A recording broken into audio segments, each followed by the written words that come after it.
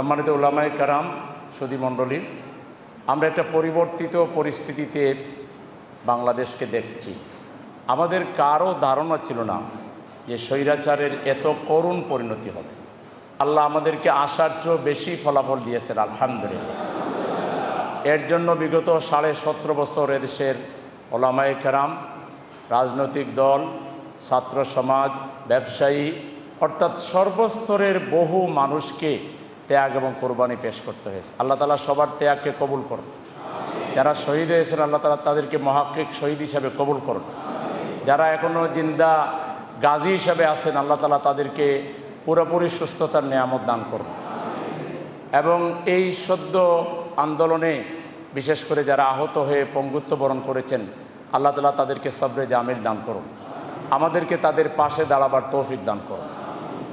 এই বিজয়কে আমরা পার্মানেন্ট স্থায়ী রূপ কিভাবে দিতে পারি? এর আগে তো একবার স্বাধীন আমরা হয়েছিলাম 71 সালে, কিন্তু সেই স্বাধীনতাকে তো অর্থবহ করা যায় না। স্বাধীনতা উত্তর যারা দেশ শাসন করেছিল তারা জাতিকে বহুদা বিভক্ত করেছিল, তারা জাতিকে বিভাজন করেছিল, তারা একদলীয় বাকশাল কায়েম করেছিল, তারা ঢাকা বিশ্ববিদ্যালয়ের বিভিন্ন হলের নামকরণ থেকে আল্লাহর নাম, রাসূলের নাম, দ্বীনের নাম বাদ দিয়েছিল। তারা এখান থেকে দ্বীনকে বিদায় করার সকল চেষ্টা করেছিল। সর্বশেষ এসে তারা চূড়ান্তভাবে তাদের পতন হয়েছে, তারা চলে গিয়েছে।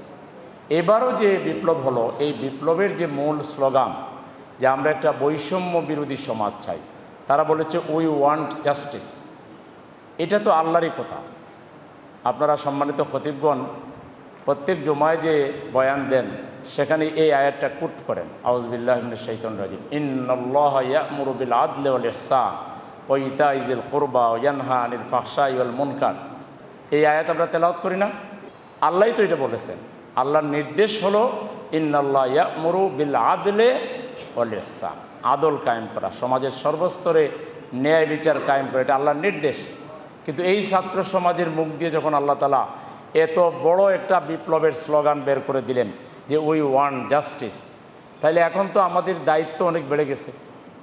এই জাস্টিসটা যাতে গড় থেকে শুরু করে রাষ্ট্রের সর্বোচ্চ চূড়া পর্যন্ত, বঙ্গভবন পর্যন্ত সর্বত্র যাতে জাস্টিস প্রতিষ্ঠা করা যায়, তার জন্য বাস্তব পরিকল্পনা, কর্মসূচি আমাদেরকেই তো তৈরি করতে হবে। ওলামা সমাজকে তো জাতির কাণ্ডারি বলা হয়। আমাদের জাতি এখনও একজন সাধারণ ইমাম, অত বড় আলেম না, কিন্তু মসজিদের ইমাম, তাকে সমীহ করে, তাকে সম্মান করে।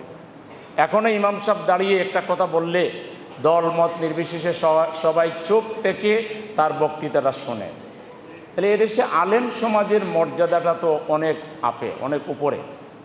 তাহলে আলেম সমাজই তো গাইডলাইন দিতে হবে।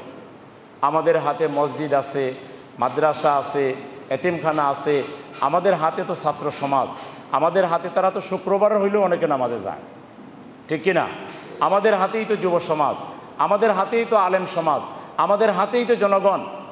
আজকে তাফসির মাহফিল যখন ওই যে সাদিকুর রহমান আজহারী সাহেবের মতো ইয়াং, ভেরি ইয়াং, এরা যখন কোনো বয়ান করে তখন দেখা যায় লাখ লাখ লোক তাদের বয়ান শোনে, ঠিক কিনা? এবং শুধু উপস্থিত লোকেরা শুনে না, সোশ্যাল মিডিয়ার কারণে কোটি কোটি মানুষ সেটা শুনতে পারে। তো আমাদের উচিত হলো এখন জাতির সামনে পরিকল্পনা পেশ করা। এই যে জাস্টিসের যে চেতনা, এই চেতনাটাকে পার্মানেন্ট করা, জাগ্রত রাখা, এটাকে সাস্টেইনেবল করা। তাহলে আমাদের কি করতে হবে? পরিকল্পনা নিতে হবে, আর না হলে এই বিপ্লব হাইজ্যাক হয়ে যাবে। এবং সেই জন্যে আলেম সমাজকেই এবং ইসলামী রাজনৈতিক দলের নেতৃবৃন্দ এবং কর্মীদেরকেই সজাগ, সচেতন এবং অগ্রণী ভূমিকা পালন করতে হবে। শুধু এক দফা কর্মসূচি আমরা নিতে পারি, হে যুবক যুবতীরা, জাস্টিস যদি পেতে চাও আগে কোরআন শিখতে হবে। এবং শেখানোর ক্ষেত্রে যদি আমরা তাদেরকে সাহায্য করতে পারি, বড় ধরনের একটা অগ্রযাত্রা হয়ে যাবে বিপ্লবের, ইনশাআল্লাহ। এই কাজটা তো আর সাধারণ রাজনৈতিক দলগুলো এসে করবে না, করবে? এটা পারবে ইসলামী দলগুলো আর আমাদের সম্মানিত আলেম ওলামা খতিবগণ। আমি আপনাদের বিবেকের কাছে বিষয়টা ছেড়ে দিলাম যে বাংলাদেশে যেন কোরআন শিক্ষার্থী, কোরআনের প্রশিক্ষণার্থী যেন লাখ লাখ বেড়ে যায়। এটা যেন মিডিয়া নিউজ হয় যে এই বিপ্লবের পরে ছাত্রদের মধ্যে কোরআন শিখার আগ্রহ বেড়ে গেছে, হাদিস শিখার আগ্রহ বেড়ে গেছে, নবীর জীবনে জানার আগ্রহ বেড়ে গেছে। এটা মসজিদের খুতবায় এবং বাস্তব আয়োজনের মাধ্যমে আমরা সকল রাজনৈতিক দল, জামাত ইসলামী সহ অন্যান্য ইসলামী দলগুলোকে বলবো, শুধু বক্তৃতা দিতে তো খুব ভালোই লাগে, বক্তৃতা অনেক সুন্দর, কিন্তু কাজ করাটা একটু কঠিন আছে। আদর্শ নাগরিক তৈরি করতে হবে, সৎ চরিত্রবান নাগরিক তৈরি করতে হবে, এবং এই নাগরিকদের মধ্য থেকে সৎ নেতাও তৈরি হবে। সৎ নেতৃত্ব ছাড়া, আদর্শ নেতৃত্ব ছাড়া আপনি এই প্রচলিত নেতৃত্বের কাছ থেকে জাস্টিস আশা করলে এটা বোকার স্বর্গে বাস করা ছাড়া আর কিছুই হবে না। আমাদের সমাজ কতগুলো দুষ্ট পথের দ্বারা আক্রান্ত। মদ, ফ্যান্সিডিল, গাঁজা, চাঁদাবাজি, টেন্ডারবাজি, খুন, রাহাজানি, কিশোর গ্যাং, শুধু যে রাজনৈতিক কত আছে এটাও যেমন আছে, এর বাইরে একটা সামাজিক কত আছে যার মাধ্যমে সমাজ ঘুরে ঘুরে ঘুরে ঘুরে ধ্বংস হয়ে যাচ্ছে। আমাদের মসজিদের খুতবায়, আমাদের তাফসিরে ছেলে মেয়েদেরকে কীভাবে ওই পথ থেকে ফিরাই আনা যায়, বাস্তব পরিকল্পনা যদি আমরা দিতে পারি, এগুলোর বিরুদ্ধে যদি আমরা ভয়েস রেজ করতে পারি, এগুলোর বিরুদ্ধে যদি আমরা জনগণকে সংগঠিত করতে পারি, রক্তের দাগ এখনো শুকায়নি, মায়েরা তাদের ঘুম হারা, আন্দোলন তো সফল হলো, আমার ছেলেটা কোথায়?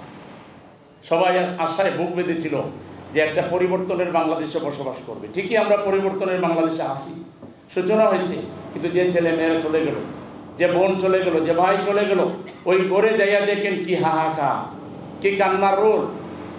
এইটা শেষ হলো না, এটা শেষ হওয়ার আগেই এক শ্রেণীর লোক, কেউ কেউ রাজনৈতিক পরিচয়কে ব্যবহার করে, আমি মনে করি না কোনো রাজনৈতিক দলের নেতারা এটা বলে দেয়, কিন্তু কিছু সুবিধাবাদী চরিত্রের লোক থাকে, তারা রাজনৈতিক নেতা এবং দলকে ব্যবহার করে। এই চাঁদাবাজ, টেন্ডারবাজ, খুনি, মাস্তান এবং এই যে সমাজের দুষ্ট কতগুলো, এই ব্যাপারে আমাদের হযরত উলামায়ে কেরামদেরকে আরও সোচ্চার হতে হবে। মসজিদের খুতবায়, তারপরে সমাজের বিভিন্ন জায়গায় যে তাফসীর মাহফিলে আমরা যাই, সবাই যদি একযোগে আমরা এর বিরুদ্ধে একটা সামাজিক আন্দোলন, আপনাদের নেতৃত্বে, আলেম সমাজের নেতৃত্বে, কোনো রাজনৈতিক ব্যানার দরকার নেই, সেখানে সব রাজনৈতিক ইসলামিক কর্মী যারা তারাও যাবে, আলেমদের নেতৃত্বে আমরা এই যে মদের লাইসেন্স দেওয়া হয়েছে, এই যে মদের যত্রতত্র ব্যবহার, এই মদুরি, এই নির্লজ্জতা, এই ব্যয়পনা, ওখানে তো ওই আয়াতের মধ্যে আছে, সব মনকার কাজ, সব নাপাক কাজ, সব অপবিত্র কাজের বিরুদ্ধে আল্লাহ আমাদেরকে নির্দেশ দিচ্ছেন যে এর বিরুদ্ধে আমাদেরকে কাজ করতে হবে। আমরা একে অন্যকে সহযোগিতা করবো ইনশাআল্লাহ। আগামীর পার্লামেন্টে যে আলেম সমাজ ওই বাতিলের রক্তচুক্রকে, ভ্রুকুটিকে উপেক্ষা করে, জীবনের মায়া ত্যাগ করে, জীবনকে আল্লাহর রাহে বিলিয়ে দিয়ে, উৎসর্গ করে দিয়ে সাহসিকতার সাথে খতিবগিরি করেছেন, মুফাসসির হিসেবে তাফসীর করেছেন, আগামী দিনে পার্লামেন্টে তাদেরকে সাথে নিয়ে আমরা যাবো ইনশাআল্লাহ। জামাত ইসলামী একা যেতে চায় না, আমাদের সমাজের স্বনামধন্য আলেম ওলামা, পীর মাশায়েখ, তারা শুধু রাস্তায় বক্তৃতা দিবেন না, তারা পার্লামেন্টেও জাতিকে নেতৃত্ব দিবেন ইনশাআল্লাহ। সেই জন্য সবাইকে কাজ শুরু করে দেওয়া দরকার, পারস্পরিক ভেদাভেদ ভুলে যাওয়া দরকার, হাতে হাত রেখে, কাঁধে কাঁধ মিলে পারস্পরিক সম্মান শ্রদ্ধাবোধের সহিত আসুন আমরা একযুগে এই বাংলাদেশকে একটি আদর্শ শান্তির বাংলাদেশে, জাস্টিসের বাংলাদেশ হিসাবে এটাকে গড়ে তোলার জন্য সবাই একযুগে প্রতিযোগিতা করে আমরা কাজ করি। আল্লাহ তাআলা আমাদের সবাইকে তৌফিক দান করুন।